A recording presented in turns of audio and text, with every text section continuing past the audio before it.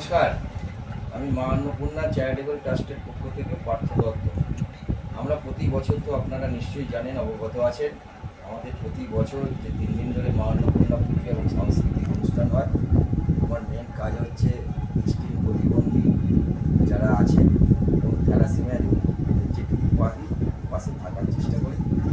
এবার পুজোয় আমার এই বন্ধু সুনীল ঘোষ এসেছিল, কিন্তু ওকে আনতে পারিনি, অসুবিধা ছিল।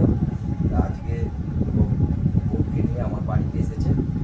আমরা যে বড়মার তরফ থেকে যে প্রতি বছর আমাদের 100খানা কাপড় দেয় যে গরিব মানুষদের দান করাবার জন্যে, সেই কাপড়টা আজকে আমি ওই হাতে তুলে দিলাম এবং আগামী বছর আমাদের এই অনুষ্ঠানে আসার জন্যে তাদের আবার অ্যাডভান্স আমন্ত্রিত আমি জানালাম